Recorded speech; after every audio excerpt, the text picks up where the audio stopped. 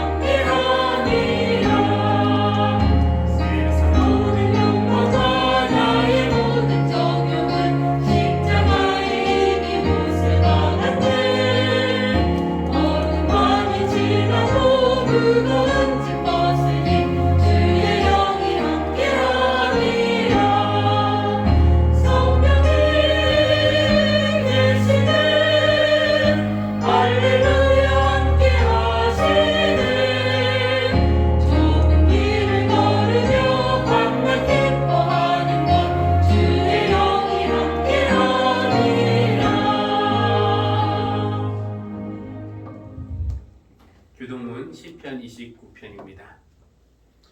하나님을 모시는 권능 있는 자들아, 영광과 권능을 주님께 돌려드리고 또 돌려드려라. 그 위에 오른 영광을 주님께 돌려드려라. 거룩한 옷을 입고 주님 앞에 꿇어 엎드려라. 주님의 목소리가 물 위로 울려 퍼진다. 영광의 하나님이 우레소리로 말씀하신다. 주님께서 큰 물을 치신다. 주님의 목소리는 힘이 있고 주님의 목소리는 위엄이 넘친다.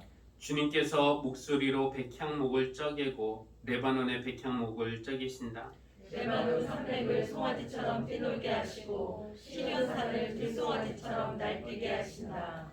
주님의 목소리에 불꽃이 튀긴다. 주님의 목소리가 광야를 흔드시고 주님께서 가데스 광야를 뒤흔드신다. 주님의 목소리가 암사슴을 놀래켜 낙태하게 하고 우거진 숲조차 벌거숭이로 만드시니 그분은 성전에 모인 사람들이 하나같이 영광하고 외치는구나. 주님께서 범람하는 홍수를 정복하신다. 주님께서 영원토록 왕으로 다스리신다. 주님은 당신을 따르는 백성에게 힘을 주시다. 주님은 당신을 따르는 백성에게 평화의 복을 내리신다. 아멘. 아멘.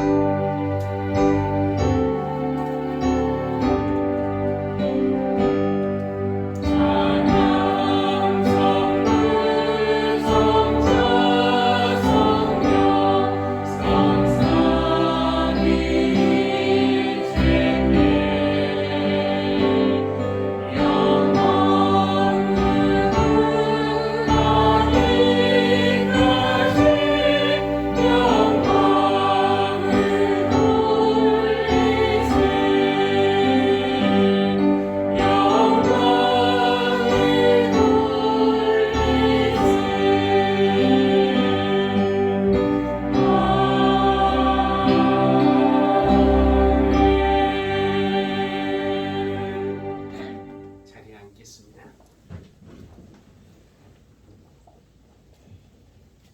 사랑으로 우리를 창조하시고 은혜로 우리를 돌보시고 또 지혜로 우리의 삶을 인도하시는 삼위일체 하나님, 오늘 우리를 예배로 모이게 하시고 주님 안에서 주님이 주시는 안식을 누리게 하시니 하나님을 찬양합니다. 세상의 흐름 속에서 필요하고 방황하다가 지친 우리 영혼이 쉴 수 있도록 돌아온 자식을 품어주는 부모처럼 우리 마음의 고향이 되어주시는 하나님께 감사드립니다.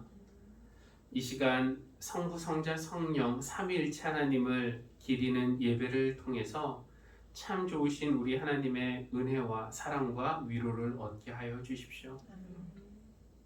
하나님, 계절은 벌써 겨울과 봄을 지나 여름의 초입에 왔습니다. 자연은 이렇게 자기의 때를 알아서 피었다가 지기를 반복하며 또 열매를 맺기 시작하는데 우리는 여전히 우리의 때를 잘 분별하지 못하고 하나님이 원하시는 열매도 제때 맺지 못하고 있습니다. 우리를 긍휼히 여겨주십시오. 세상의 마음 빼앗겨 남들과 비교하며 또 헛된 것을 쫓으며 더 원하고 그리고 불안해하고 자책하고 원망하며 시간을 허비하지 않게 하여 주십시오. 대신 성령님의 조명 아래서 우리 주님과 늘 동행하며 하나님이 주시는 사명에 집중하고 살아갈 수 있는 우리 모두가 될 수 있도록 인도해 주시기를 기도합니다. 하나님, 우리의 연약함을 고백하며 하나님의 도우심을 구합니다. 몸이 약하며 또 질병으로 아파하는 교우들, 마음의 상처를 입고 슬픔과 두려움과 우울증에 빠져있는 교우들, 의지가 약해서 결심은 하지만 결심대로 살지 못하고 또 넘어지는 교우들, 믿음이 약해서 늘 흔들리는 교우들, 하나님은 우리의 이 모든 약함을 아시니 우리의 약함을 꾸짖지 마시고 주님의 은혜와 능력으로 우리를 강건하게 해주시기를 기도합니다. 아멘. 우리에게 기도의 선물을 주셨는데 어떤 어려움이 찾아오더라도 언제든지 주님 이름으로 하나님 앞에 조용히 나아가 하나님의 이름을 부르며 우리 마음을 쏟을 수 있도록 인도하여 주십시오. 아멘. 그렇게 할 때 반드시 듣고 응답하시겠다고 약속하셨으니 우리 교우들의 진실한 기도에 응답하여 주시고 그들 모두에게 성령님의 충만함을 허락해 주시기를 간구합니다.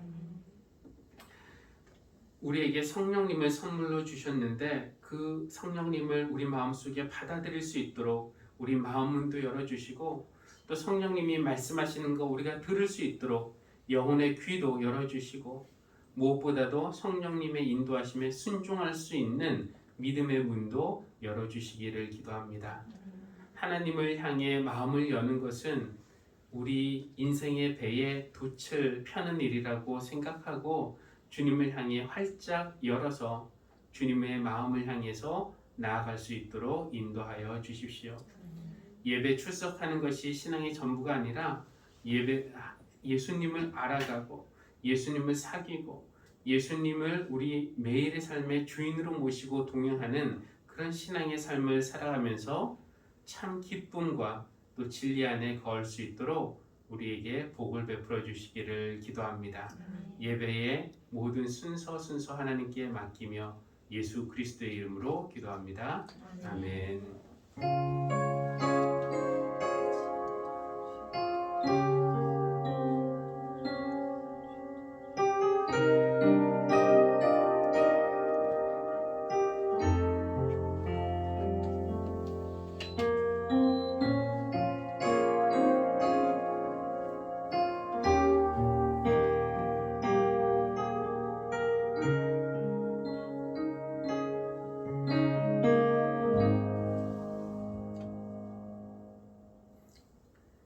이유나 성도님 나와서 성경 공독하게 했습니다.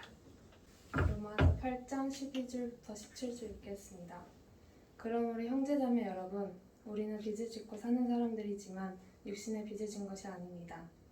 우리는 육신에 따라 살아야 할 존재가 아닙니다. 여러분이 육신에 따라 살면 죽을 것입니다. 그러나 여러분이 성령으로 몸의 행실을 죽이면 살 것입니다. 하나님의 영으로 인도함을 받는 사람은 누구나 다 하나님의 자녀입니다. 여러분은 또다시 두려움을 빠뜨리는 종살의 영을 받는 것이 아니라 자녀로 삼으시는 영을 받았습니다. 그래서 우리는 그 영으로 하나님을 아빠, 아버지라고 부릅니다. 바로 그때 그 성령이 우리의 영과 함께 우리가 하나님의 자녀임을 증언하십니다. 자녀이면 상속자이기도 합니다. 우리가 그리스도와 함께 영광을 받으려고 그와 함께 고난을 받으면 우리는 하나님이 정하신 상속자요 그리스도와 더불어 공동 상속자입니다. 이는 우리에게 주신 하나님의 말씀입니다. 하나님 감사합니다. 여러분 삶에 가장 큰 영향을 준 사람은 누구입니까? 이런 질문을 받을 때 종종 이런 질문 받으시나요? 그럴 때 가장 먼저 여러분 마음에 떠오르는 사람은 누구인가 궁금합니다. 제 경우를 한번 생각해 보니까 제게 가장 큰 영향을 준 사람은 모세나 다윗이나 바울처럼 성경 인물도 아니고 아니면 세종대왕이나 이순신처럼 위인전에 나오는 그런 사람들도 아닙니다. 그렇다고 이름이 잘 알려진 그런 신학자들인가? 그것도 아니고요. 제가 초중고, 대학교, 대학원까지 공부하면서 만났던 선생님 중에 한 명도 아니고 물론 영향을 받기는 받았지만 그리고 제가 좋아하고 존경하는 목사님들이 몇 분 계신데 그들도 아니고요. 제 삶에 가장 큰 영향을 준 사람을 대라면은 세상에는 그 이름이 알려지진 않았지만 박지은, 민하임, 민나임 이렇게 라고 말할 수 있습니다. 그들이 제 삶에 가장 큰 영향을 끼친 이유는 간단한데요. 함께 살고 있기 때문에 그렇습니다. 그렇죠? 매일 얼굴 보고 함께 먹고 함께 자고 함께 웃고 때로는 함께 있으면서 눈치도 좀 보고 때로는 싸우고 그러다가 화해하고 그러는 사이에 저도 모르게 그들의 생각에 영향을 받고 말에 영향을 받고 그들의 식성에 영향을 받고 취향에 영향을 받고 그러니까 시간이 흐르다 보니까 그들과 점점 비슷해져가는 제 모습을 발견하게 됩니다. 가장 영향을 많이 우리에게 주는 사람은 함께 사는 사람이라고 말할 수밖에 없습니다. 부모님과 함께 살 때는 부모님의 영향을 가장 많이 받고요. 또 매일 만나는 교우들 있으면 그들의 영향을 많이 받습니다. 함께 그렇게 매일 마주보고 영향을 주고 받으면서 함께 사는 사람들은 서로 닮아가는 그런 것을 볼 수 있습니다. 그러니까 만일 우리가 예수님을 닮고 싶고 또 예수님이 주시는 은혜와 지혜와 영향력을 받고 싶다면 가장 좋은 방법은 성령님과 함께 사는 것, 것이라고 말할 수 있습니다. 지난 주일이 성령 강림절이었는데요. 성령님이 우리에게 오셨고 또 성령님이 여러분 각 사람 안으로 들어가셨습니다. 이 성령님이 우리에게 오셨는데 그냥 오셨다가 가시면은 별 소용이 없습니다. 그것은 그저 한 번의 좋은 경험일 뿐, 혹은 하루 저녁에 귀한 손님 오셨다가 가시는 것, 이것과 별로 다를 것이 없습니다.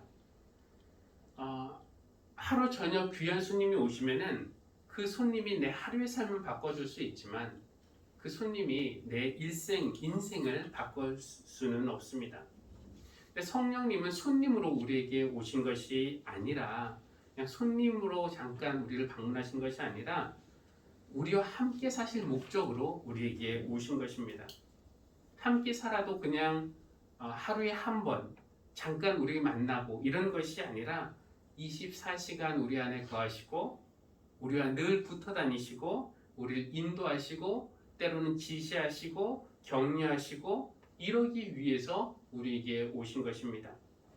성령님이 여러분 안에 여러분과 함께 사시면서 성령님께서 그런 일들을 해주시기를 바랍니다.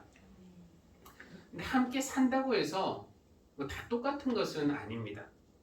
우리가 부부를 한번 생각해 보면은 부부들이 함께 살지만 그 사는 모습이 다 똑같지는 않아요.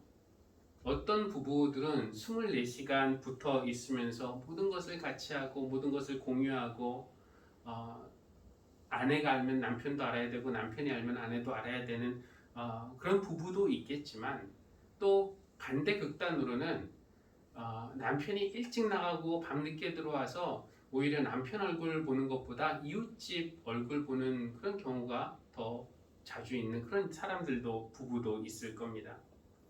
이름뿐인 부부, 한 지붕 아래 같이 살지만 서로에게 전혀 영향력을 끼치지 못하는 그런 부부가 있는 것처럼 기독교인들도 그런 이름뿐인 기독교인, 성령님과 함께 산다고 예수님과 동행한다고 말은 하지만 각자 따로 방 쓰듯이 성령님과 남남처럼 사는 그런 경우도 있습니다.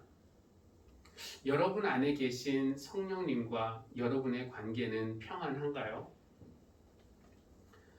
우리 기독교인들은 뭐라고 말하냐면은 나에 대한 모든 권리는 나에게 있는 것이 아니라 나를 창조하시고 나를 구원하시고 나의 삶의 주인이신 우리 주님께 있다라는 것을 깨닫고 인정하고 고백하는 사람들이 바로 우리 기독교인들입니다. 너에게 있는 모든 것은 네 것이 아니라 너를 창조하신 너의 하나님의 것이다 라고 너는 너를 위해서 사는 것이 아니라 너의 창조주이신 하나님을 위해서 살아야 된다라고 말하면은 그것이 21세기를 사는 우리에게는 너무 중세적인 발언처럼 들릴까요? 우리가 살고 있는 이 사회, 자본주의 사회가 매일 스마트폰이나 컴퓨터나 대형 광고판이나 TV나 이런 것을 통해서 우리에게 무의식적으로 주입하는 메시지가 있습니다. 제가 볼 때 그 메시지는 네가 중요하다, 네 행복이 먼저다, 너의 욕구, 본능을 따라라, 너를 위해서 소비해라. 근데 이런 메시지들을 우리가 알든지 모르든지 주입받고 있습니다. 그리고 우리는 여기에 익숙해져 있어요. 그런데 기독교인들은 교회에서 다르게 배웁니다. 내게 있는 모든 것은 내 것이 아닙니다. 그것은 하나님의 것입니다. 내가 가진 물질, 내 기술, 실력, 지식, 자식, 내 지위, 배경 그 어느 것도 전적으로 내 것은 하나도 없습니다. 모두 다 하나님이 주신 것이고 하나님이 맡겨주신 것입니다 라고 고백을 합니다. 세상은 거기에는 뭐 우리 친구나 학교, 회사, 대중매체, 심지어 부모, 형제도 포함되는데 세상은 우리에게 우리의 뜻과 계획을 또 욕구를 따라서 살라고 그렇게 말합니다. 하지만 교회는 다르게 가르쳐요. 직선적으로 표현하자면 교회는 교인들에게 뭐라고 가르치는가?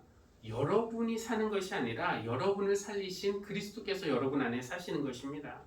여러분의 뜻이 아니라 하나님의 뜻이 중요하고 여러분의 계획과 소원보다는 하나님의 계획과 소원이 더 중요합니다 라고 그렇게 가르칩니다.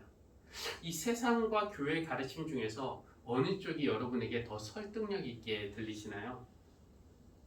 당연히 이 세상의 주장이 더 매력적으로 들리겠지만 만약에 여러분이 이 세상 주장에 설득되지 않고 교회의 가르침에 설득이 되었다면은 그 이유는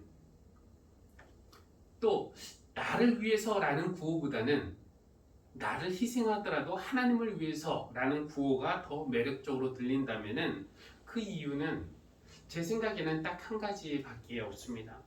그것은 바로 성령님이십니다. 성령님이 우리의 마음을 움직이셨기 때문에 그렇습니다. 우리가 성령 세례를 받을 때, 다른 말로 하면은 성령으로 충만할 때만 내 중심이 아니라 하나님 중심으로 생각하는 것이 가능하다라는 것입니다. 성령님이 우리 안에 들어오셔서 우리를 감싸시고 우리를 지배하시고 우리를 다스리실 때 그때 우리는 내가 사는 것이 아닙니다. 나를 사랑하셔서 나를 위해서 죽으신 예수님이 내 안에 사시는 것입니다.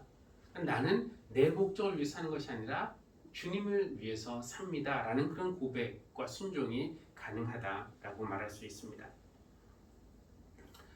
우리가 모두 성령님을 알죠. 들었고요. 근데 성령님을 알긴 알지만 그냥 지식으로 알고 있거나 아니면은 그냥 표면적인 관계, 피상적으로 아는 사람.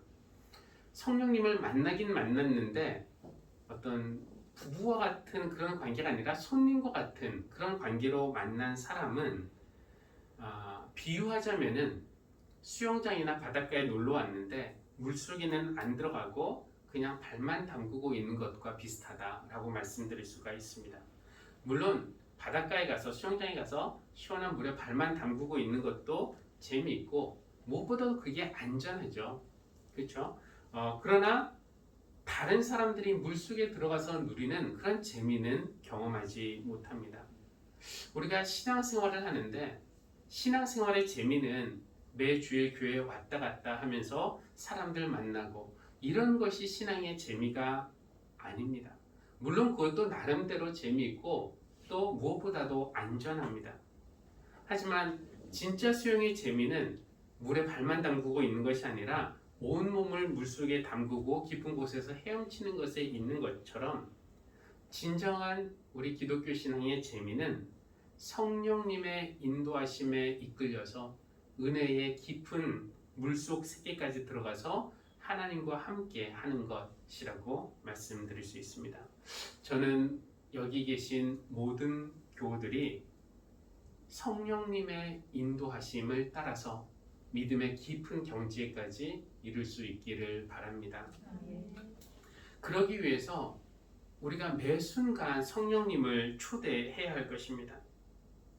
하나님, 하늘 문을 여시고 제게 성령을 부어주십시오. 저의 죄를 회개합니다. 제 욕망을 비워내시고 그 빈자리에 성령으로 채우시고 또 성령님을 통해서 저에게 말씀해 주십시오. 저는 종종 이렇게 기도하면서 침묵으로 기도하는 것일 수도 있고 이미지로 기도하는 것일 수도 있는데 그냥 호흡을 하면서 숨을 들이마시면서는 성령님, 지금 제 안에 들어오시는 성령님을 제가 인정합니다. 환영합니다. 제 안을 가득 채워주십시오. 그리고 숨을 내쉬면서는 성령님, 제 안에 있는 걱정과 미움과 불안과 두려움과 죄와 허물은 내보내 주십시오. 이렇게 호흡에 따라서 기도하기도 합니다. 그러면서 이제 이런 이미지를 또 생각하는데 내 안에 들어오신 그 성령님이 나의 핏줄을 따라서 동맥과 정맥을 따라서 심장을 통과하고 또 모세혈관을 통해서 몸의 아주 끝까지 가는 그런 이미지. 그리고 성령님이 또 나의 세포에까지 침투하시고 나의 뇌 속까지 들어가셔서 나의 생각과 또 감정까지도 다스리시는 그런 이미지. 그리고 내가 힘을 빼고 물에 나를 맡길 때 그 물이 나를 띄우듯이 자아의 힘을 빼고 성령님에게 나의 몸을 맡길 때 성령님이 나를 이렇게 띄우시는 그런 이미지를 상상하고는 합니다. 그럴 때 우리가 그렇게 성령님을 이렇게 초대하고 또 성령님의 인도하심을 따라 살겠다고 생각하고 결단하고 이럴 때 하나님의 생각이 나의 생각이 되고 하나님의 마음이 나의 마음이 되고 또 예수님의 입과 손과 발이 바로 나의 것이 되는 것이라고 그렇게 생각하는데 저는 그것을 성령님과 함께 사는 삶 혹은 성령님의 인도하심을 받는 삶이라고 그렇게 말합니다.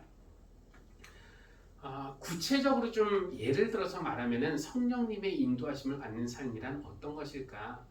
제가 좋아하는 두 개의 이야기들이 있는데 예전에도 한번 말씀드린 적이 있어서 기억나시는 분이 계실지도 모르겠지만 한번 다시 말씀을 드리도록 하겠습니다. 성령님의 인도하심을 받는 삶을 사는 사람들의 이야기인데요. 미국의 그 500대 기업에 뽑힐 정도로 큰 기업의 대표가 있었습니다. 뭐 상당히 부자였겠죠. 근데 어느 날 아침에 그때 이분의 나이가 한 50대 정도로 이렇게 알고 있는데 어느 날 아침 식사 자리에서 부인이 질문을 했답니다. 부인이 이렇게 식사를 하다가 여보, 당신 지금 하는 일에 만족하나요? 당신이 하는 일은 말하자면은 부자들이 더 부유해지도록 돕는 일이잖아요.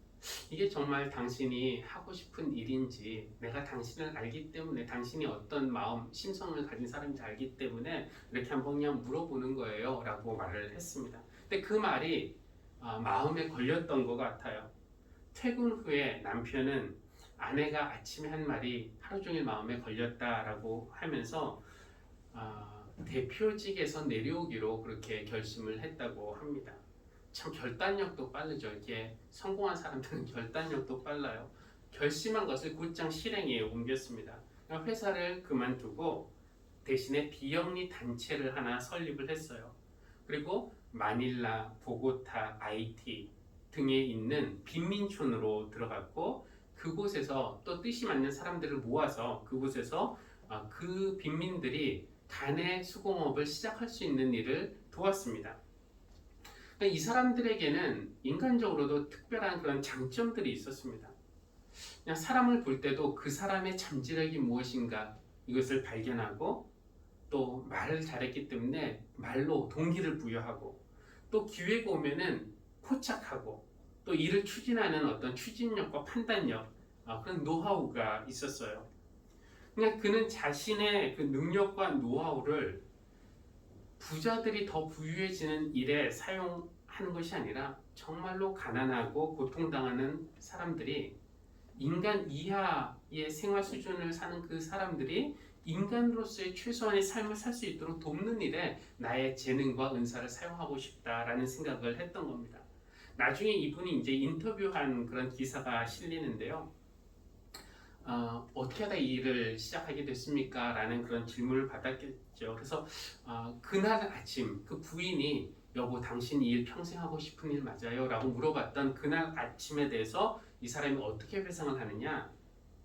그날 성령님이 저를 찾아오신 것 같았어요. 아내 질문이 아니라 하나님이 질문하시는 것 같았어요.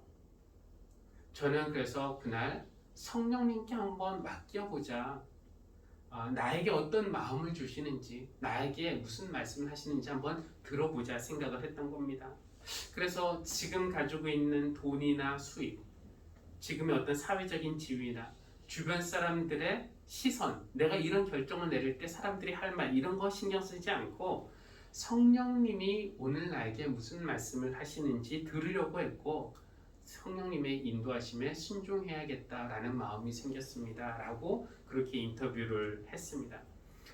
그가 세운 이 비영리 단체가 그 이후에 세운 다음부터 10년 동안 제3세계 국가에서 무려 250만 개의 일자리를 창출했다고 합니다. 참 놀랍죠. 그러니까 한 명이 성령님의 인도하심에 순종하니까 250만 명과 그의 가족들이 그런 혜택을 누리게 된 것입니다. 성령님의 인도하심에 순종할 때 성령님이 그 사람을 통해서 하는 일들이 정말로 놀라운 일들이라고 할 수 있습니다. 근데 이런 간증만 있으면은 나도 내 안에서 활동하시는 그 성령님의 인도하심에 순종할 때 이런 큰 일을 할 수 있겠구나 라는 생각보다는 그 사람은 워낙 뛰어난 사람이니까 이런 일 하지 라는 생각이 더 들 거라고 생각을 해요. 그래서 저는 이 두 번째 이야기를 더 좋아하는데요. 이것도 미국에 있을 때 들은 이야기이지만 어떤 교인의 아주 평범한 교인입니다. 믿기 시작한 지 오래되지도 않았어요. 근데 몇 년 있다가 집사가 되었고요. 집사가 된 이후에 교회에서 봉사해야겠다라는 그런 마음이 들었는데 무슨 봉사를 할까 찾아보다가 노래를 못하니까 성가대도 그렇고 아는 게 별로 없으니까 교사도 제격은 아니었습니다. 무슨 봉사를 할까 이렇게 고민하다가 결국 그 교회 중고등부 청소년부에서 한 달에 한 번씩 요양원을 방문을 하는데 그때 운전해 줄 사람이 필요하다고 해서 운전 봉사를 해야겠다 이렇게 결심을 했습니다. 청소년부에서는 요양원에 계신 그 분들이 예배를 드릴 수 있도록 찬양도 하고 또 목사님이 가서 설교도 하고 근데 이제 이 집사님은 특별한 역할이 없으니까 운전 외에는 특별한 역할이 없으니까 예배 시간에 그냥 뒤에서 이렇게 경비 쓰듯이 이렇게 서 있었습니다.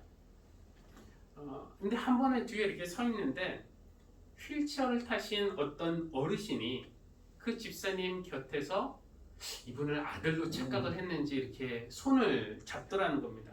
그리고 예배 시간 안에 동안 내내 그 손을 놓지 않아서 그냥 손을 이렇게 내드리고 있었어요.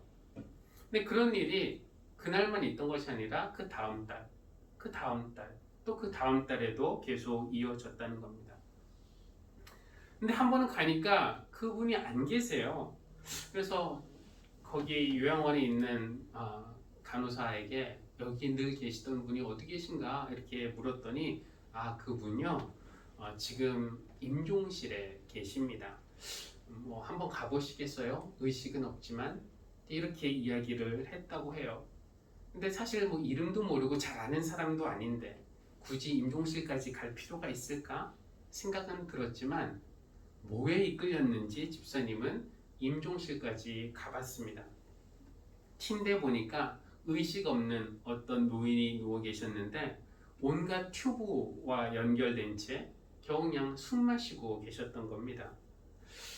집사님은 이제 그분 옆에 가서 손을 한번 더 잡고 이렇게 보고 있다가 성령님이 이끄시는 것 같아서 잠깐 기도를 했어요. 근데 이 집사님은 대표 기도를 해본 적은 물론 없고 남을 위해서 무슨 기도를 이렇게 입 밖으로 소리를 내면서 해본 적이 없는 분인데 그냥 성령님이 기도를 하라고 시키시는 것 같아서 잠깐 눈을 감고 기도를 했다는 겁니다. 그리고 목소리를 내서 못 듣겠지만 하나님 제가 저분 이름도 모르지만 누군지도 모르지만 이제 이분이 곧 하나님 품으로 갈 텐데 하나님께서 잘 받아주시고 평안을 주십시오. 이런 식으로 이제 한 문장의 짧은 그런 기도를 드렸는데 그리고 예수님의 이름으로 기도했습니다. 아멘 하고 기도를 마쳤을 때 집사님이 이 어르신이 손에 힘을 주고 있는 것을 느꼈다는 겁니다. 의식이 전혀 없는 줄 알았는데 기도가 끝날 때 손으로 아멘 하는 것 같아서 이제 그걸 느낄 때 전율을 느꼈다는 거예요. 전혀 알지 못하는 사람, 그냥 지난 몇 개월 동안 예배 시간에 손만 잠깐 내준 사람이었지만 이분을 위해서 대단히 한 것도 없습니다. 근데 이제 그렇게 기도하고 임종실에서 막 나가려는 찰나 마침 방으로 누군가 들어오는데 이 노인의 딸이에요. 그 딸은 그 집사님을 보자마자 알겠다는 듯이 누군지 알겠다는 듯이 말을 건넸습니다. 우리 아버지가 말씀하시던 분이 바로 당신이군요. 아버지는 요새 예수님이 오셔서 자기 손을 잡아주시기 전까지는 자기가 죽고 싶지 않다 이렇게 말을 하셨다는 겁니다. 예수님이 오셔서 손을 잡아주신다고요? 딸이 계속 이어서 말하기를 제가 아버지한테 아버지 하늘나라 가시면은 그때 예수님 손도 잡고 예수님 얼굴도 보고 또 예수님과 얘기도 할 수 있을 거예요 라고 말했지만 아버지는 아유 아니다. 예수님이 한 달에 한 번씩 오셔서 내 손을 잡아주셨어 라고 이야기를 했다는 겁니다. 그러니까 내 손이 누군가에게는 예수님의 손처럼 느껴질 수 있구나 라는 그 사실에 이분이 이제 어떤 전율을 느낀 거죠. 그러니까 성령님의 인도하심을 따라 살 때 그 대기업의 대표가 한 일처럼 정말 눈에 보이는 그런 큰 일, 250만 개 일자리를 창출하는 그런 일도 할 수 있고 아니면 이 집사님처럼 그냥 작은 일처럼 보이지만 사실 누군가에게 예수님의 손이 되어준다는 것이 얼마나 큰 일입니까? 이런 일도 할 수 있는 것입니다. 하나님의 영으로 인도하심을 받는 사람은 다 하나님의 자녀라고 그렇게 사도 바울은 이야기하고 있습니다. 우리 모두가 우리 성령님은 우리 각자에게 맞는 그런 삶의 길로 우리를 인도해 주시는데 우리 모두가 성령님의 인도하심을 받을 수 있는 그런 믿음의 사람들이 되는 것이 저의 바람이고 저의 기도이기도 합니다. 교회 여러분, 지난주에도 말씀드렸는데 하나님의 말씀은 우리가 성령을 담을 수 있는 그릇이 되고요. 기도는 성령님을 초대하고 또 성령님의 뜻대로 살겠다는 그런 결단이 됩니다. 이 성령 강림절 기간이 지난주일부터 시작해가지고 여름 끝까지 이어질 텐데 이 성령 강림절 기간에 말씀을 읽고 묵상하는 것과 또 기도하는 것을 여러분 삶에 두 개의 기둥으로 세우지 않으시겠습니까? 성령님이 우리 안에 늘 계시다는 것을 인식하고 세상이나 다른 사람들의 어떤 시선이나 의견이나 기대나 이런 것보다는 성령님이 나에게 무슨 마음을 주시고 나에게 무슨 말을 하시는가에 더 귀를 기울여 보지 않으시겠습니까? 이렇게 성령님의 인도하심을 받을 때 우리는 크게 보이든지 작게 보이든지 하나님의 귀중한 일에 쓰임 받을 수 있고요. 근데 그것보다 더 근본적인 은혜가 있습니다. 그것은 무엇이냐? 성령님의 인도함을 받는 삶은 우리가 바로 하나님의 자녀가 되는 길이고, 성령님의 인도하심을 받는 삶 자체가 이미 우리가 하나님의 자녀라는 증거가 됩니다. 어색할 수 있지만 우리가 하나님을 아빠, 아버지, 그냥 어떤 저 멀리 계신 신이 아니라 나를 아시고 내 마음을 이해하시는 그분을 아버지라고 부를 때 야, 그분이 왜 네 아버지냐? 이렇게 하신 것이 아니라 성령님은 우리의 영과 더불어 그래, 네가 하나님의 자녀 맞다, 사랑받는 자녀 맞다 라는 그런 확증을 성령님이 우리에게 주신다는 겁니다. 그런 평화, 그런 기쁨, 그런 자유가 우리 모두에게 주어지기를 바랍니다. 이것이 우리가 받을 수 있는 복 중의 복이고 은혜 중의 은혜인 줄 믿습니다. 성령님과 함께 하나님이 의도하신 풍성한 생명의 선물이 여러분에게 주어지기를 우리 주님의 이름으로 축원합니다. 우리 찬송가 189장 진실하신 주 성령 함께 찬양하겠습니다.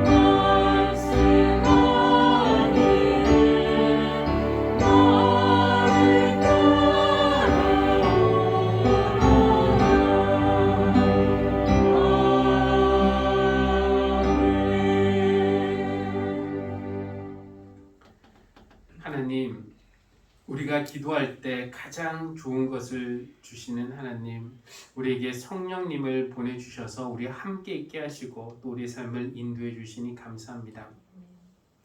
하나님의 말씀인 성경과 또 하나님과의 대화이며 관계인 기도를 우리 삶의 두 기둥으로 세울 수 있게 해주십시오. 그래서 성령님이 우리 안에 거하시고 우리 안에 흐르시고 우리에게 말씀하시고 우리에게 능력을 주시고 격려하시고 인도하도록 해 주십시오. 성령님과 함께 사는 것이 바로 하나님의 자녀로서의 올바른 삶인 줄 믿습니다. 매 순간마다 성령님의 계심을 인식하고 성령님의 목소리에 마음의 귀를 기울이고 또 순종할 수 있는 그런 믿음을 원하오니 그렇게 할 수 있도록 우리에게 힘을 허락하여 주시기를 기도합니다. 하나님, 또 예물을 하나님 앞에 가지고 나와서 드립니다. 우리 모든 성도님들이 사랑의 마음을 담아서 드리는 이 예물을 하나님께서 기쁘게 받으시는 줄 믿습니다. 이 예물이 하나님 나라를 위해서 귀하게 사용될 수 있도록 인도해 주시고 또 우리가 물질을 통해서만 하나님 나라에 동참하는 것이 아니라 우리의 모든 존재와 소유를 통해서 하나님의 일에 동참할 수 있는 영광도 허락하여 주십시오. 드린 손길마다 하나님께서 더 큰 은혜로 채워주실 줄 믿습니다. 감사드리며 예수님의 이름으로 기도합니다. 아멘.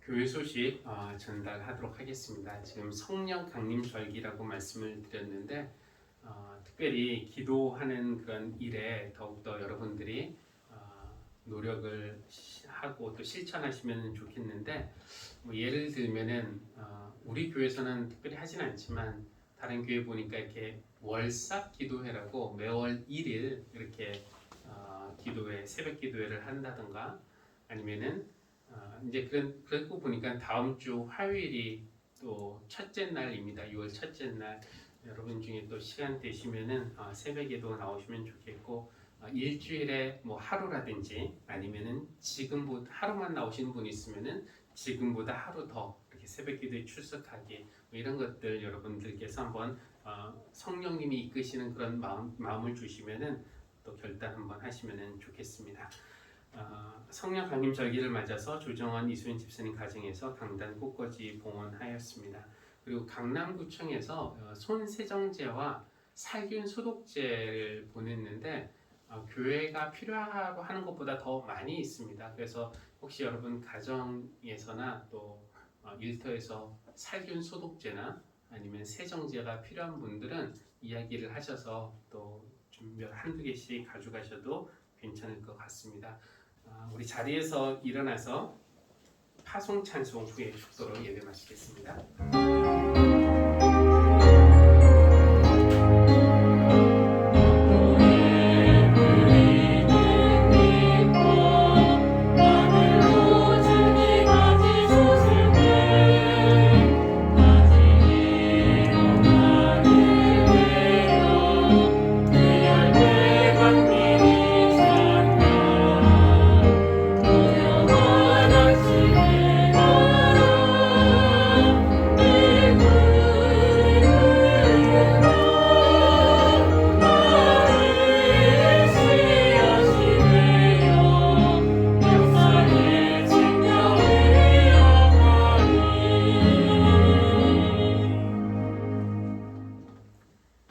이제는 삼위일체 되시는 성부, 성자, 성령 하나님이 부어주시는 은혜와 사랑과 교통하심이 나를 따라오너라 말씀하시는 성령님의 인도하심에 따라서 하나님의 자녀로서의 삶을 살기 원하고 결단하고 헌신하는 모든 사랑하는 성도들 위해 지금부터 영원까지 늘 함께 하시기를 간절히 축원합니다. 아멘. 아멘.